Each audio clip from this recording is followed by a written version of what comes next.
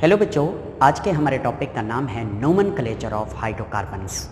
Hydrocarbons को नाम कैसे दिया जाता है, बड़ा मसला होता है चैप्टर नंबर 7 के अंदर ये समझने का कि भाई आपने आइसोमेरिज्म के अंदर फलां ऑर्गेनिक कंपाउंड को नाम दिया तो कैसे दिया, आपने हाइब्रिडाइजेशन के अंदर ऑर्गेनिक कंपाउंड को नाम दिया तो कैसे दिया, आप नाम कैसे देते हैं ऑर्गेनिक कंपाउंड को, ये रूल क्या है, तरतीब क्या है, कैसे आप नाम देते हैं। तो आइए देखिए, नाम देने का जो तरीका है ना, हम उसे कहते हैं नोमेनक्लेचर ऑफ हाइड्रोकार्बन। अगर आपसे कोई पूछता है कि what is the meant by nomenclature, तो आप कहेंगे the way by which we can give the name to organic compound, वो तरीका जिसके ज़रिए से हम ऑर्गेनिक कंपाउंड को नाम देते हैं, हम उसे नोमेनक्लेचर कहते हैं। तो नोमेनक्लेचर होता है दो किस्म का, एक होता है कॉमन नेम या ट्रिवियल नेम्स रखने का तरीका, दूसरा होता है आयोपिक नोमेनक्लेचर। एक होता है कॉमन नोमेनक्लेचर, कॉमन नोमेनक्लेचर का दूसरा नाम है trivial names. Common names, common nomenclature या ट्रिवियल नेम्स, आम नाम, आम तरीका, खास नहीं, आम तरीका, पुराना तरीका जिसे पहले इस्तेमाल किया जाता था, और नया जो है वो है आयोपिक, और आजकल हम इसी IUPAC नोमेनक्लेचर से ही ऑर्गेनिक कंपाउंड को नाम दिया करते हैं। तो आइए देखते हैं कि ये कॉमन या ट्रिवियल नेम्स रखने का तरीका क्या होता है। कॉमन नेम्स, आम नाम जो रखे जाते थे ऑर्गेनिक कंपाउंड्स के, वो तीन चीज़ों को मद्देनज़र रखते हुए रखे जाते थे। या तो किसी ऑर्गेनिक कंपाउंड की हिस्ट्री पर उसका नाम रखा जाता था, या उसका प्रिपरेशन मेथड, जिस तरीके से वो ऑर्गेनिक कंपाउंड तैयार किया जाता था उस तरीके पर उसका नाम रखा जाता था, या उस शख्स के नाम पर ऑर्गेनिक कंपाउंड का नाम रखा जाता था जो शख्स उस ऑर्गेनिक कंपाउंड पर काम कर रहा होता था। जो साइंसदान उस ऑर्गेनिक कंपाउंड को स्टडी कर रहा होता था, वो अपने नाम पे उस ऑर्गेनिक कंपाउंड का नाम रख देता था जो organic compound first time derive होता था। तो आइए देखिए, एग्जाम्पल देखते हैं। हमारे पास एक एग्जाम्पल है CH4। इसका जो आजकल नाम है ना, आजकल नाम वो है मीथेन। CH4 का नाम मीथेन, ये कुदरती गैस है, और इसका जो पुराना नाम होता था वो होता था मार्श गैस। क्या नाम होता था जी? Marsh gas. क्यों? क्योंकि ये पाई जाती थी मार्शी प्लेसेस के ऊपर। मार्शी प्लेसेस से क्या मुराद है? दलदली इलाके, जहाँ पे दलदल होती है। दलदल का तो आपको पता होगा ना, जो तमाम चीज़ों को खींच लेती है अपने अंदर, उसको दलदल कहते हैं। तो मार्शी प्लेसेस पर सबसे पहले ये गैस, मीथेन गैस डिराइव हुई थी, वहाँ से इसको डिस्कवर किया गया था कि ये मार्शी प्लेसेस पर पाई जाती है, इसलिए इसको पुराना नाम दिया जाता था मार्श गैस। आज भी हम इसको मार्श गैस से याद रखते हैं। उसके बाद है CH3COOH। इसका नाम है एसीटिक एसिड। अब ये एसीटिक एसिड, इसका नाम क्यों रखा गया है? बेसिकली एक लफ्ज़ है सिरका, उर्दू में इसको इंग्लिश में बोलते हैं विनीगर यानी सिरका। अब विनीगर जो है ना, लातीनी ज़ुबान में इसको बोलते हैं एसीटम। ये लातीनी ज़ुबान है। लातीनी ज़ुबान में सिरके को एसीटम कहते हैं, इंग्लिश में विनीगर कहते हैं। अब इस एसीटम में एक एसिड पाया जाता है जिसका फार्मूला ये है। इस एसीटम में पाए जाने की वजह से इसको एसीटिक एसिड का नाम दिया जाता है। सेम इसी तरह से एक एसिड है फार्मिक एसिड। चूंटी के डंक में वो पाया जाता है। चूंटी को लातीनी ज़ुबान में फार्मिका बोलते हैं। फार्मिका के अंदर पाया जाने वाला जो एसिड है उसे फार्मिक एसिड का नाम दिया जाता है। सेम इसी तरह से एक एसिड है जिसका नाम है बारबीट्यूरिक एसिड। बारबीट्यूरिक एसिड ये एक फीमेल है, उसके नाम पर, जिसका नाम था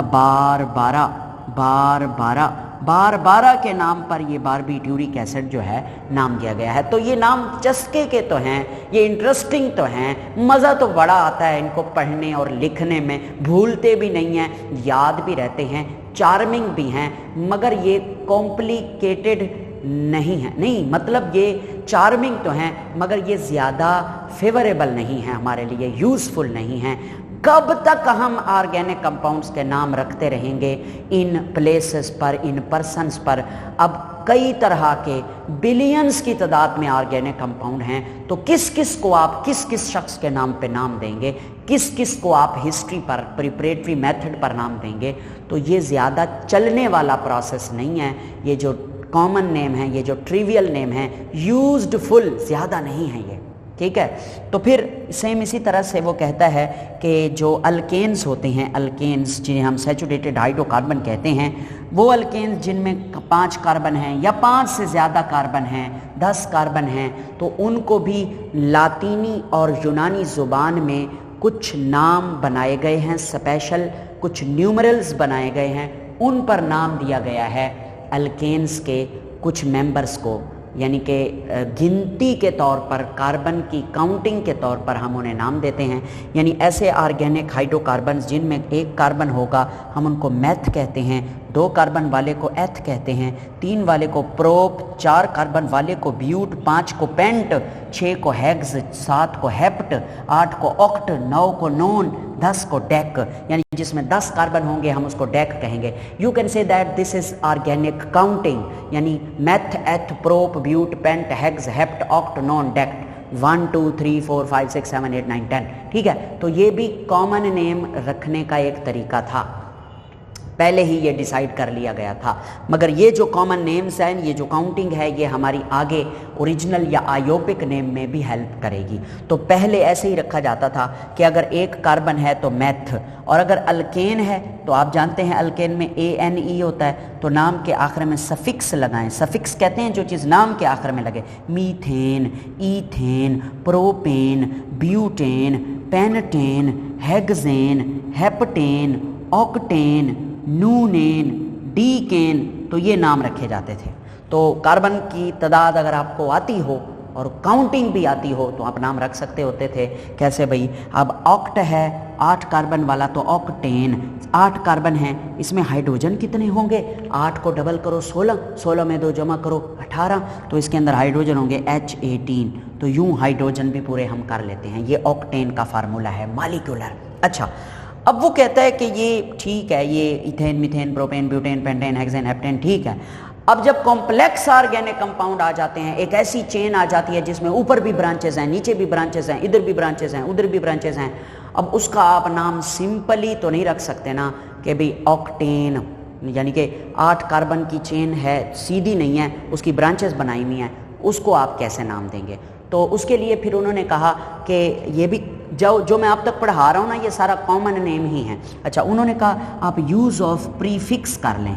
यूज़ ऑफ प्रीफिक्स से क्या मुराद है, देखो मेरे पास हैं 5 कार्बन, मैं इसके हाइड्रोजन पूरे करता हूँ, 5 को डबल करें 10, 10 में 2 जमा करें 12, इसको कहते हैं पेंटेन, पेंटेन, ठीक है।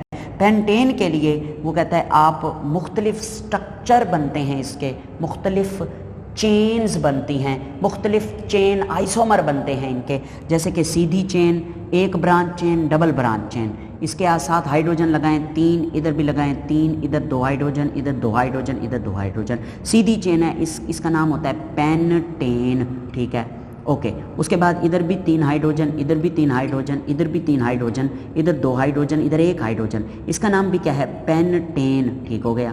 उसके बाद है, क्योंकि इसमें भी 5 कार्बन है, 1 2 3 4 5, और इसको देखें, इधर भी 3 हाइड्रोजन आते हैं, इधर भी 3 हाइड्रोजन, इधर भी 3 हाइड्रोजन, इधर भी 3 हाइड्रोजन, इसका नाम क्या है, इसका नाम भी है पेंटेन, इसका नाम भी है पेंटेन। सर जी ये भी पेंटेन, ये भी पेंटेन, ये भी पेंटेन, अब फंस गए ना। उसने कहा था जिसमें 5 कार्बन होंगे हम उसको पेंटेन कहेंगे। अब ये हैं तो 5 कार्बन, हैं भी पेंटेन, मगर शक्लें इसकी मुख्तलिफ हैं। इसका स्ट्रक्चर सीधा है, इसमें 1 ब्रांच है, इसमें 2 ब्रांचेस हैं। कैसे, देखो ना, ये स्ट्रेट चेन हो गई, ये एक चेन और साथ में ये एक ब्रांच, ये एक चेन और साथ में ये 2 ब्रांचें। अब क्या करोगे, अब तो ये पेंटेन नहीं, पेंटेन सब के लिए लिखते हो, तो फर्क कैसे बताओगे नाम के साथ कि भाई ये भी पेंटेन, ये भी पेंटेन, ये भी पेंटेन। तो उन्होंने कहा ऐसा करो, आप ना नाम से पहले कोई प्रीफिक्स यूज करो, जो नाम से पहले लिखी जाए ना जो भी चीज, उसे प्रीफिक्स कहते हैं। एन आइसोनियो, जो सीधी चेन है उसके नाम के पहले एन लिखो, नॉर्मल पेंटेन। और जो 1 ब्रांच है, यानी कि यूं समझें, मैं काउंट करूं ना चेन को, ये चेन है, इस चेन का सेकंड लास्ट कार्बन कौन सा है, 1 2 3 4, ये सेकंड लास्ट कार्बन है, सेकंड लास्ट या दूसरा, इधर से, यानी चेन इस तरफ से दूसरा कार्बन, इस तरफ से सेकंड लास्ट कार्बन, कोई भी हो सकता है। उसके साथ एक मिथाइल ग्रुप लगा हुआ है, CH3 को मिथाइल ग्रुप कहते हैं, मैं आगे चल के आपको बताता हूँ। मिथाइल ग्रुप अगर एक लगा हुआ है तो इसके नाम से पहले आप लिखेंगे आइसोपेंटेन, ठीक है। और ये देखें 1 2 3, ये दूसरे कार्बन पे या सेकंड लास्ट कार्बन पे, यानी कि इधर से काउंट करो, इधर से काउंट करो 1 2 3, ये दूसरा कार्बन है, इधर से काउंट करो तो भी ये दूसरा कार्बन है। चेन को देखो तो ये भी सेकंड लास्ट कार्बन है, देखो ना, पहला दूसरा तीसरा, ये लास्ट है तो ये सेकंड लास्ट है, अगर ये वाला लास्ट है तो ये सेकंड लास्ट है। सेकंड लास्ट कार्बन पे 2 मिथाइल ग्रुप हो तो उसके नाम से पहले नियो लिखते हैं, NEO, इसे कहते हैं नियोपेंटेन। तो वो कहता है कि आप ना पेंटेन के 3 फार्मूले हैं ना, 3 स्ट्रक्चरल फार्मूले हैं, यानी कि एक एन पेंटेन, आइसोपेंटेन, नियोपेंटेन। अगर कोई बड़ा ऑर्गेनिक कंपाउंड हो, ऑक्टेन हो, उसका एन भी आप बना लेंगे, आइसो भी बना लेंगे, नियो भी बना लेंगे, आगे क्या होगा जिसमें ब्रांचेस 2 नहीं 3 4 ब्रांचेस आ जाएंगी, उसका नाम के लिए आप कौन सा प्रीफिक्स यूज़ करेंगे? तो वो कहते हैं हम तो हो गए फेल। इसका मतलब जो कम्प्लेक्स ऑर्गेनिक कंपाउंड है ना, उनके लिए ये आयोपिक नेम काफ़ी नहीं है। सिंपल सादा छोटे ऑर्गेनिक कंपाउंड हाइड्रोकार्बन के लिए तो आयोपिक नेम कॉमन नेम दुरुस्त हैं, काफ़ी हैं, मगर जो बड़े बड़े मालिक्यूल्स होंगे उनके लिए ये कॉमन नेम काफ़ी नहीं है। उनके लिए नया नोमेनक्लेचर डिज़ाइन किया गया था जिसको आयोपिक नोमेनक्लेचर कहते हैं, वो हम आगे डिस्कस करते हैं। अच्छा, उसके बाद बात करते हैं थोड़ी सी अल्कीन की, जिनमें डबल बॉन्ड होता है, अल्कीन जिनमें डबल बॉन्ड होता है। तो मैं तो ये कहता हूँ कि इसमें देखें 2 कार्बन है, 1 डबल बॉन्ड है, 3 कार्बन है, 1 डबल बॉन्ड है, 4 कार्बन है, 1 डबल बॉन्ड है। ये डबल बॉन्ड है ना कार्बन, 2 कार्बन इन्होंने यहाँ पे लगे हुए हैं और 2 हाइड्रोजन चाहिए, क्योंकि कार्बन 4 बॉन्ड बनाता है। इधर भी 2 हाइड्रोजन चाहिए, इधर 3 हाइड्रोजन चाहिए, 1 बॉन्ड बना हुआ है, 3 और 3 बॉन्ड बने हुए, 1 हाइड्रोजन, इधर 2 हाइड्रोजन, ठीक है, इधर 3 हाइड्रोजन, इधर भी 3 हाइड्रोजन, इधर इस कार्बन के साथ कोई हाइड्रोजन नहीं आएगा। 1 2 3 4 कार्बन पूरे, 4 बॉन्ड पूरे हैं, इधर 2 हाइड्रोजन, ठीक है। इसका नाम जो है ना, 2 कार्बन है ना 2, तो आप लिखें एथ को 2 कहते हैं। 3 कार्बन है आप लिखें प्रोप, ठीक है। 4 कार्बन है आप लिखें ब्यूट, ठीक है सर, लिख दिया सर, लिख दिया। अब पुराने ज़माने में यानी कि कॉमन नेम जो रखे जाते थे ना अल्कीन के, वो नाम मतलब काउंटिंग नेम लिख के, यानी कि कार्बन की तादाद वाला नाम, यानी कि 2 कार्बन है तो एथ लिख दिया, 3 कार्बन तो प्रोप लिख दिया, ये लिख के नाम के आखिर में लिखा जाता था YLENE, आइलीन, यिलीन भी इसे कुछ लोग पढ़ते हैं, आइलीन, इथाइलीन, ठीक है, प्रोपाइलीन, ब्यूटाइलीन, सही है। मगर इसको क्योंकि ये ब्रांच आ गई है, एक देखो मिथाइल है तो इसे कहते थे आइसो ब्यूटाइलीन, इथाइलीन, प्रोपाइलीन, ब्यूटाइलीन, पेंटाइलीन, हेक्साइलीन, ऑक्टाइलीन, नूनाइलीन, डीकाइलीन। आजकल जो नाम रखे जाते हैं ना, वो आइलीन की बजाय ये YL को काट दिया गया है। वो कहता है इसको सिंपल कहो, ईथीन। ये आजकल जो नए नाम हम पढ़ेंगे आगे आयोपिक, उसमें वो कहता है इथाइलीन ना कहो, ईथीन कहो, ठीक है। एथेन यानी कि 2 कार्बन वाला कंपाउंड है, उसके अंदर सिंगल बॉन्ड है तो ईथेन। 2 कार्बन वाला कंपाउंड है उसमें डबल बॉन्ड है तो ईथीन।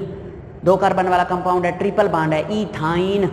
यानी अगर आपको ये गिनती आती है ना, और फिर आपको ये पता हो कि सिंगल बॉन्ड के नाम के आखिर में ANE, डबल बॉन्ड वाले में ENE, ट्रिपल बॉन्ड वाले में YNE ये लगाते हैं, तो ये हम आगे देखेंगे। खैर, उसके बाद है आयोपेक। ये क्या भला है आयोपेक? IUPAC, इसे आयोपेक पढ़ते हैं लोग, मेरा ख्याल है गलत पढ़ते हैं, इसे पढ़ना चाहिए IUPAC, international union of pure and applied chemistry. International union pure applied chemistry ये इदारा है। जब भी केमिस्ट्री में कोई चेंज लाते हैं, केमिस्ट्री में कोई ऑर्गेनिक कंपाउंड डिस्कवर होता है या कोई भी कंपाउंड डिस्कवर होता है या कोई नाम रखा जाता है या कोई चीज़ डिसाइड की जाती है, तो इस इदारे की मंजूरी से वो होता है, international union of pure and applied chemistry. इससे थोड़ा सा पीछे जाएं, हिस्ट्री देखें। सबसे पहले हमारी किताब के मुताबिक 1889 में ना एक इंटरनेशनल केमिकल कांग्रेस, इसे कहते हैं ICC, इंटरनेशनल केमिकल कांग्रेस, ये साइंटिस्ट की जमात है, यूँ समझ लें, तो इंटरनेशनल लेवल पे। तो इन्होंने सबसे पहले जो है ना ये कहा था कि भाई नाम रखने चाहिए, ऑर्गेनिक कंपाउंड को ख़ास नाम देने चाहिए। कॉमन नेम से हटना चाहिए, इस तरह के भाई साइंसदान के नाम पे नाम है हटना चाहिए, कोई स्पेशल नेमिंग होनी चाहिए, कोई तरीका होना चाहिए, कोई सिस्टम होना चाहिए जिससे हम नाम दे सकें, नाम रख सकें मुख्तलिफ ऑर्गेनिक कंपाउंड्स के। तो फिर 1892 में जिनीवा ये शहर है, जिनीवा जो है ना इसके अंदर एक रिपोर्ट पेश की गई थी, रिपोर्ट जो मतलब साइंटिस्ट ने जो 1889 में इंटरनेशनल केमिकल कांग्रेस के साइंसदानों ने जो रिपोर्ट बनाई थी कि इसके मुताबिक ऑर्गेनिक कंपाउंड को नाम देने चाहिए, उस रिपोर्ट को 1892 जिनीवा के अंदर वो रिपोर्ट एक्सेप्टेड हुई थी, कबूल की गई थी और वो इनकम्प्लीट थी, नामुकम्मल थी, उसमें कुछ कमियां थी, कुछ खामियां थी। फिर क्या हुआ, 1930 में IUC ने इंटरनेशनल यूनियन ऑफ केमिस्ट, ये इंटरनेशनल लेवल पे केमिस्ट लोगों की एक यूनियन है, एक जमात है जिसे IUC कहते हैं, इंटरनेशनल यूनियन ऑफ केमिस्ट, उन्होंने मॉडिफाइड किया रिपोर्ट को और उस रिपोर्ट में कुछ खास रूल्स बनाए गए। भाई इन्हीं रूल्स को पढ़ के समझ के आप ऑर्गेनिक कंपाउंड को नाम देंगे, और उन रूल्स को नाम दिया गया लीग रूल। क्या नाम दिया गया जी? लीग, मुस्लिम लीग नहीं, मुस्लिम लीग नून है, अल्लाह माफ करे, तो league rule, LIEGE, league rules, ठीक है। तो लीग रूल्स भी मौजूद थे 1930 में। फिर क्या हुआ, 1947 में जब पाकिस्तान आज़ाद हुआ था और बाइफ्रैक्शन हुई थी, यानी कि ये जो बरे सगीर है उसके 2 हिस्से हुए थे और पाकिस्तान बना था, तो उस सन में IUPAC, international union of pure and applied chemistry के इदारे ने फर्दर मॉडिफाइड किया इस रिपोर्ट को, इन रूल्स को मज़ीद। और आजकल जो आज या कल जो हमारे वीडियो लेक्चर्स आप पढ़ेंगे उनमें जो रूल्स हमने लिखे हैं, आपकी टेक्स्ट बुक ने जो रूल्स लिखे हैं वो 1979 वाले रूल्स हैं, वो मज़ीद मॉडिफाइड होकर रिसेंट रूल्स हैं, वो हम पढ़ेंगे, ठीक है। और इन तमाम ये जो सन आपके सामने लिखे हैं ये आते कोई नहीं पेपर में, आपने ये है कि इनको एक दफ़ा देख लेना है ताकि आपके जहन में रहे बात। तो वो कहता है कि ये जो आयोपेक है ना, इन्होंने जो है ना एक प्रिंसिपल बनाया है नोमेनक्लेचर का, या आप यूँ समझ लें IUPAC nomenclature have a principle which वो क्या है, वो ये है कि each different compound should have different name, हर मुख्तलिफ कंपाउंड का एक मुख्तलिफ नाम होना चाहिए, ये है रूल, ठीक है जी, ये प्रिंसिपल है।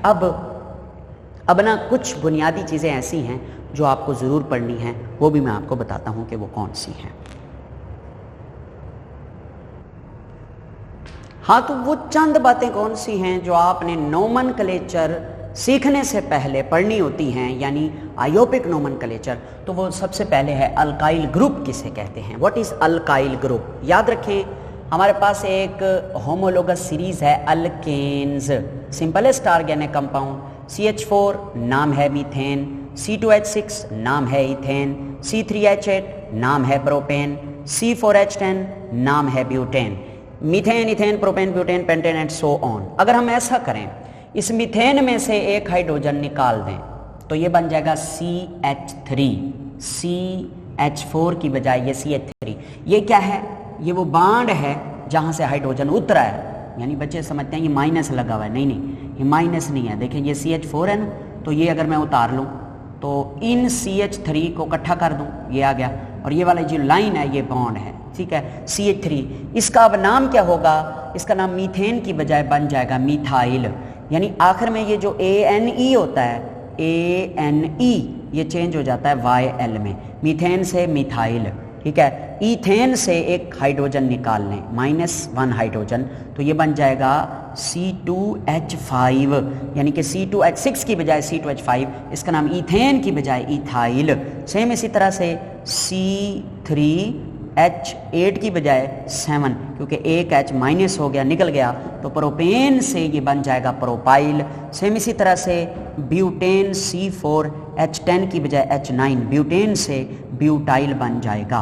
तो ये methyl, ethyl, propyl, butyl, pentyl, hexyl, heptyl, octyl, nonyl, decyl, इनको कहते हैं अल्काइल ग्रुप्स। क्या कहते हैं? Alkyl groups. अल्काइल ग्रुप्स सबको, और इन्हें जनरल R कैपिटल लेटर से जाहिर करते हैं, यानी जहां भी R लगा होगा हम उससे, मिथाइल भी हो सकता है, इथाइल भी हो सकता है, ब्यूटाइल भी हो सकता है, पेंटाइल भी, हेक्साइल, ऑक्टाइल, कुछ भी हो सकता है, ये नहीं पता क्या होगा, मगर ये ज़रूर होगा कि अल्काइल ग्रुप को R कैपिटल R से ऑर्गेनिक केमिस्ट्री के कंपाउंड में जाहिर करते हैं। अच्छा, एक और बात मैं आपको बताना चाहता हूँ, ये जो प्रोपेन है ना, प्रोपेन, मैं इसके स्ट्रक्चरल फार्मूले लिखता हूँ, ये देखें, CH3, CH2, फिर दोबारा CH3 CH H, फिर CH3। अच्छा, ये CH2 और ये H देखेंगे। ये ना कैसे समझाऊँ आपको, ये देखिए ये CH3 है, ये CH2, ये CH3 है। ये अगर तो आप टर्मिनल हाइड्रोजन रिमूव करेंगे, ये वाला हाइड्रोजन निकालेंगे, तो ये बन जाएगा CH3 CH2 CH2 बॉन्ड। इसको आप कहेंगे प्रोपाइल, क्योंकि ये प्रोपेन से बना है, मगर आप इसको कहेंगे एन प्रोपाइल। क्यों? क्योंकि ये सीधी चेन से बना है और सीधी चेन का टर्मिनल, नुक्कर वाला टर्मिनल जो है हाइड्रोजन रिमूव हुआ है, तो ये जो बना है this propyl is known as n propyl.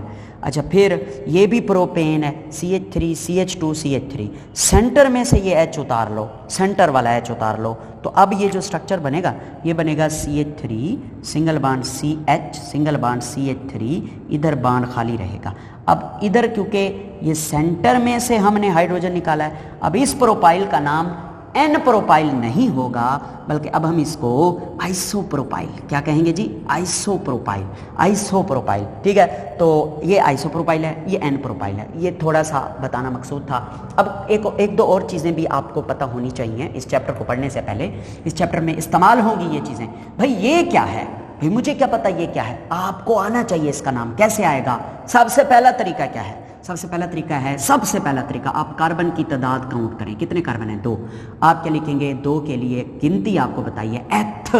लिख दिया? हाँ जी, लिख दिया। अब आप ये देखेंगे क्या सारे बांड सिंगल हैं, कोई डबल बांड भी है या कोई ट्रिपल बांड भी है, तो पता ये चला इसमें एक डबल बांड है। डबल बांड की वजह से नाम के आखिर में आएगा ईन, इथीन। ये इथीन है। अब इस इथीन में से आप एक हाइड्रोजन रिमूव कर दें। सर इधर से उठाएं या इधर से, जहां से दिल करे। आप एक हाइड्रोजन जब रिमूव करते हैं, फर्ज करें इधर से आपने एक हाइड्रोजन रिमूव किया, तो ये बन गया CH2 double bond CH single bond. तो इस ग्रुप का नाम होता है विनाइल ग्रुप। ये बहुत बार इस्तेमाल होने वाला है इस चैप्टर के अंदर, इसलिए आपको ये याद होना चाहिए। विनाइल ग्रुप, इसे क्या कहते हैं? Vinyl group. Vinyl group, CH2 double bond CH, vinyl group, vinyl group. Okay, उसके बाद व्हाट इज दिस? ये बेंजीन है। ये क्या है? बेंजीन। इसका फार्मूला होता है C6H6, 6 कार्बन 6 हाइड्रोजन। अगर मैं बेंजीन में से एक हाइड्रोजन निकाल लूं किसी भी कोने से, मेरी मर्जी है, सारे कोने एक जैसे होते हैं, तो ये बन जाएगा कुछ इस तरह से। फर्ज करें मैंने यहाँ से हाइड्रोजन निकाला, तो ये कुछ इस तरह से तय पाएगा इसका स्ट्रक्चर। ये देखें, इधर भी हाइड्रोजन, इधर भी हाइड्रोजन, इधर भी हाइड्रोजन, इधर भी हाइड्रोजन, इधर भी हाइड्रोजन, इधर हाइड्रोजन नहीं होगा, ये डबल बॉन्ड आ गया। या यूँ कहें, आप यूँ लिख लें, C6H6 की बजाय आप लिख लें C6H5। ठीक है, तो इसका नाम होता है फिनाइल ग्रुप। Phenyl group.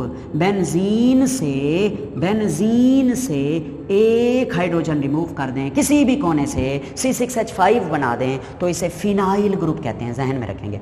उसके बाद ये क्या है? This is what is this? इसका नाम होता है टालोइन। आप आगे चल के डिटेल से पढ़ेंगे, फिलहाल गुजारा कीजिए। टालोइन, अगर बेंजीन के रिंग के साथ CH3 लगा हुआ हो, उसे टालोइन कहते हैं। अब टालोइन के अंदर ये जो CH3 है, इस CH3 में से एक हाइड्रोजन निकाल दीजिए, तो ये कुछ यूं बनेगा। ये रिंग हो गया। ठीक है, CH3 में से एक हाइड्रोजन गया, CH2 बच गया। तो अब इसका नाम क्या है? इसका नाम है बेंजाइल। क्या नाम है? बेंजाइल। याद रखना है, भूलना नहीं है। आपको आएगी ऑर्गेनिक केमिस्ट्री, आपको आएगा नोमेनक्लेचर। खुदारा आप कुछ मेन चीज़ें जो आपको आज बताई हैं, इनको तैयार कर लें। आगे देखें, last thing of today topic is types of carbon. ये जो चैप्टर हम पढ़ रहे हैं, इस चैप्टर में अगले में हर चैप्टर में ये टाइप्स ऑफ कार्बन भी इस्तेमाल होगा।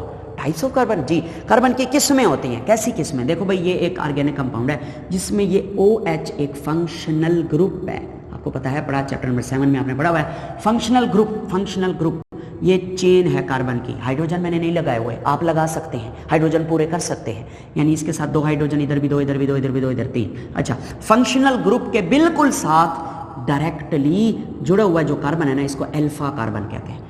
अल्फा कार्बन के साथ जुड़ा हुआ carbon beta carbon, beta carbon के साथ जुड़ा हुआ carbon gamma carbon, gamma carbon के साथ जुड़ा हुआ कार्बन डेल्टा कार्बन। साइन भी देख लें, ऐसे ही बनाने हैं। तो भाई अगर अल्फा कार्बन के साथ एक कार्बन है तो वो बीटा, इसके साथ 2 कार्बन है तो वो दोनों बीटा होंगे।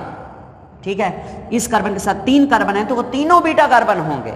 ठीक है। तो आपने कैसे याद कर रखना है कि फंक्शनल ग्रुप के साथ वाला जो कार्बन होता है वो अल्फा कार्बन है, उसके साथ जुड़ा हुआ बीटा कार्बन, बीटा के साथ जुड़ा हुआ गैमा, इसको बोलेंगे अल्फा कार्बन, इसको बोलेंगे बीटा कार्बन, इसको बोलेंगे gamma, gamma, gamma, gamma, gamma, gamma carbon, इसको बोलेंगे डेल्टा कार्बन, डेल्टा कार्बन, ठीक है। उसके बाद ये एक तो ये टाइप्स हो गई ना, अल्फा, बीटा, गैमा, डेल्टा तक होती हैं, आयोपिक नेम में नहीं इस्तेमाल होती, कॉमन नेम में ज़्यादातर इस्तेमाल होती हैं, तो इसलिए ये डेल्टा तक ही होती हैं। उसके बाद है नेक्स्ट 4 और किस्में होती हैं कार्बन की, वो होती हैं primary carbon, secondary carbon, tertiary carbon, quaternary carbon. आप लोग बायोलॉजी के अंदर चैप्टर नंबर 2 में ये प्रोटीन की किस्में भी पढ़ते हैं, primary protein, secondary protein, tertiary protein, quaternary protein, वैसे कार्बन भी है। अब देखें तो वजह से सुने, ये है फंक्शनल ग्रुप, इसको कहते हैं फंक्शनल ग्रुप। ये भी क्या है? फंक्शनल ग्रुप है। ये भी क्या है? फंक्शनल ग्रुप है। ये भी क्या है? फंक्शनल ग्रुप है। ये भी क्या है? फंक्शनल ग्रुप है, ठीक है। इसको छोड़े। अब अच्छा, अब देखिएगा, फंक्शनल ग्रुप के साथ जुड़ा हुआ कार्बन अल्फा, साथ जुड़ा हुआ अल्फा, साथ जुड़ा हुआ अल्फा, साथ जुड़ा हुआ अल्फा, ठीक है, अल्फा कार्बन। अच्छा, अब अल्फा कार्बन तो हो गया। अब इसकी पहचान क्या है? इसकी पहचान मैं आपको यूँ बताऊँगा कि ऐसा कार्बन जो आगे किसी भी कार्बन के साथ अटैच ना हो, या ऐसा कार्बन जो आगे एक कार्बन के साथ जुड़ा हुआ हो। दोबारा सुन लें, ऐसा कार्बन वो अल्फा हो या ना हो, इससे कोई गर्ज नहीं। ऐसा कार्बन जो डायरेक्टली एक कार्बन के साथ जुड़ा हुआ हो या किसी भी कार्बन के साथ ना जुड़ा हुआ हो, आप उस कार्बन को प्राइमरी कार्बन कहते हैं, और उसे यूं लिखते हैं शॉर्टकट में, आई लिख के, ठीक है, ये रोमन 1 लिख के इसके ऊपर डॉट, यानी कि ये डिग्री का साइन, या 1 लिख के उसके ऊपर डिग्री, जहां भी ऐसा लिखा हो आप उसे प्राइमरी कार्बन कहते हैं। तो ऐसा कार्बन जो आगे किसी भी कार्बन से ना जुड़ा हो या आगे एक और कार्बन से जुड़ा हो, हम उसे प्राइमरी कार्बन कहते हैं। तो इसके साथ आप 3 हाइड्रोजन लगा दें, ये प्राइमरी अल्कोहल है। इसके साथ 2 हाइड्रोजन, इसके साथ 3 हाइड्रोजन, ये कार्बन है, ये कार्बन आगे एक कार्बन से जुड़ा हुआ है, तो ये वाला प्राइमरी कार्बन है, तो इसकी वजह से ये प्राइमरी अल्कोहल है, ये भी प्राइमरी अल्कोहल है। आगे देखें, ये कार्बन है, आगे डायरेक्टली 2 कार्बन से जुड़ा हुआ है। अगर कोई कार्बन आगे 2 कार्बन से जुड़ा हुआ हो डायरेक्टली, तो हम इसको सेकेंडरी कार्बन कहते हैं। सेकेंडरी को यूँ लिखते हैं, और सेकेंडरी कार्बन जिस अल्कोहल में आ जाए उसको सेकेंडरी अल्कोहल कहते हैं। फिर टर्शरी कार्बन क्या होता है? ऐसा कार्बन जो आगे डायरेक्टली 3 कार्बन के साथ जुड़ा हुआ हो, हम उसको टर्शरी कार्बन कहते हैं। यूँ लिखते हैं इसको 3 के ऊपर डिग्री का साइन बनाकर। और क्वाटरनरी कार्बन क्या होता है? देखो, ये कार्बन है, अब ये कार्बन अल्फा कार्बन नहीं है, मगर ये कार्बन क्वाटरनरी कार्बन है। कैसे? अगर ये कार्बन डायरेक्टली 1, 2, 3, 4 कार्बन से जुड़ा हुआ होगा, एक ऐसा कार्बन जो आगे अपने इर्द गिर्द 4 कार्बन से जुड़ा हुआ होगा, आप उस कार्बन को क्वाटरनरी कार्बन कहेंगे। और क्वाटरनरी कार्बन अल्फा कार्बन नहीं होता। सही है जी। बाकी ये इधर जो है प्राइमरी कार्बन भी अल्फा होता है, सेकेंडरी कार्बन भी अल्फा हो सकता है, टर्शरी कार्बन भी अल्फा हो सकता है, ज़रूरी नहीं है ये अल्फा नहीं भी हो सकते, ठीक है। तो ये था आज का हमारा टॉपिक। नोमेनक्लेचर के आगे 2 लेसन हैं, एक है नोमेनक्लेचर ऑफ अल्केन और एक है nomenclature of alkyne and alkyne. अगर आप ये मेरे 3 लेक्चर, एक आज का लेक्चर यानी ये जो हम पढ़ रहे हैं, और एक नोमेनक्लेचर ऑफ अल्केन और nomenclature of alkyne and alkyne पढ़ लेते हैं ना तसल्ली से बैठ के, और इनके नोट्स बना लेते हैं, तो आपको आने वाले हर चैप्टर का नोमेनक्लेचर बड़ी आसानी से समझ आ जाएगा, और ये चैप्टर भी समझ आएगा। भाई, जब नाम आते होंगे तो ही चैप्टर में आप उसके रिएक्शन कर पाएंगे, आप उसको समझ पाएंगे। Thank you very much.